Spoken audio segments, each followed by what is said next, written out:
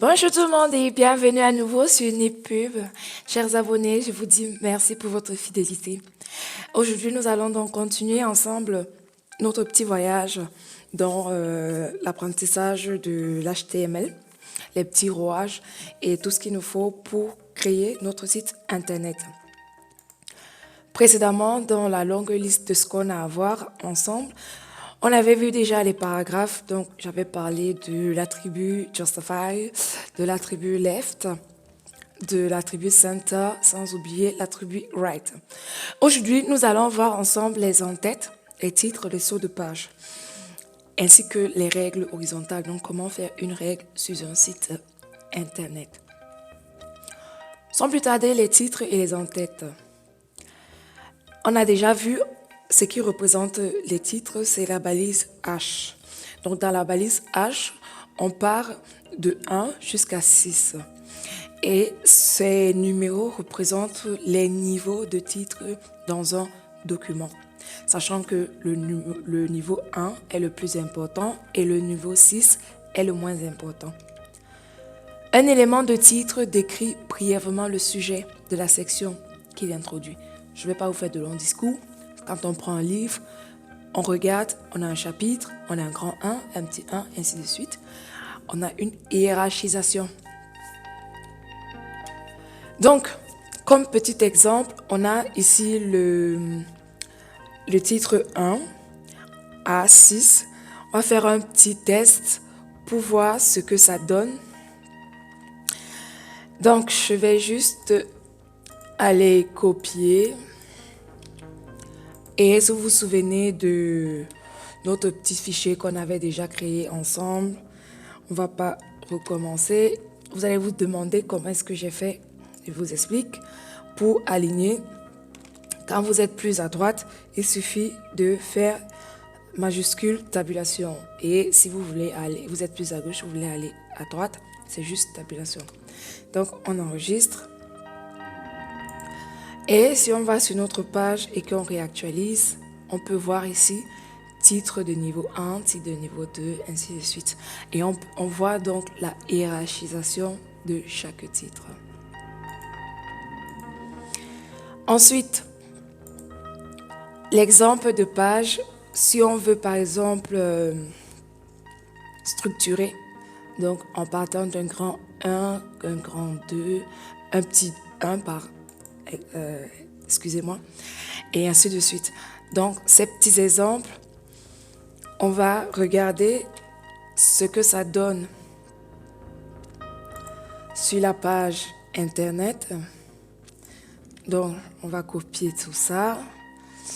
On met dans notre code et on va juste aligner avec le reste. On enregistre. Et on va regarder en faisant une actualisation ce qu'on a. Donc, on a le titre de niveau 1, on a l'élément du titre, on a la présentation, on a le texte, on a l'exemple, l'exemple 1, on a le texte, exemple 2, ainsi de suite. Donc là, on a le niveau 1, H1, donc la balise H1, niveau 2, balise H2, et puis on a du texte, ainsi de suite. Ensuite, on peut également, pour structurer notre contenu, faire une hiérarchisation. Donc, partir du niveau 1, mettre du niveau 2 et arriver jusqu'au niveau 3. Donc, on fait une petite démo.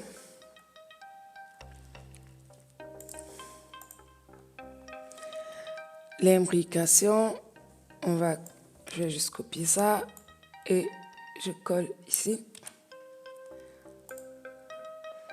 Donc, on a notre H1, j'aime bien quand ils sont alignés.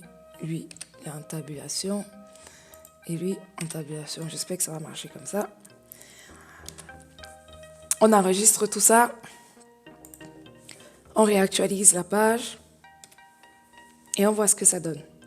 Donc, on a le HTML, 1, définition de... C'est pas aligné. En fait, ce que je voulais faire, c'était de mettre devant le 1, définition, ensuite devant le 2, logiciel à utiliser, ainsi de suite. Il n'a pas trop fonctionné comme je voulais. Mais bon, je vous laisse donc vous exercer là-dessus. Je suis sûre que vous allez réussir. Ensuite, pour le saut de ligne, en fait, il faut utiliser comment dirais-je, le code source du document. Donc, l'utilisation de la page de saut de ligne dans le code source du document met fin à la ligne et descend d'un cran. Il faut utiliser la balise P pour ce faire. La syntaxe est la suivante. Donc, on a la balise P. Ensuite, on a ici notre balise BR qui est en fait la balise du saut de ligne, fera un saut de ligne et mettra un peu comme quand on retrouve sur les enveloppes. Donc, si on regarde ce que ça donne ici, c'est un saut de page, saut de ligne, saut de page. On va enlever tout ça, on reste toujours dans notre body. Voilà, tout a l'air d'être correct. On enregistre, on réactualise et on a donc ici la balise BR qui a fait le saut de page. Voilà. Ensuite, la balise peut également être utilisée pour indiquer une signature. Donc, je vous montre la syntaxe. On peut mettre cordialement, on met la balise VR, ensuite on écrit le nom de la fonction et on finit avec la balise P, le paragraphe. Je vous laisserai tester cela. Sans plus tarder, on va regarder les règles horizontales. La balise utilisée pour créer une règle horizontale, c'est la balise HR. Voici l'exemple. Donc, on a HR, on a le haut de page, milieu et bas de page.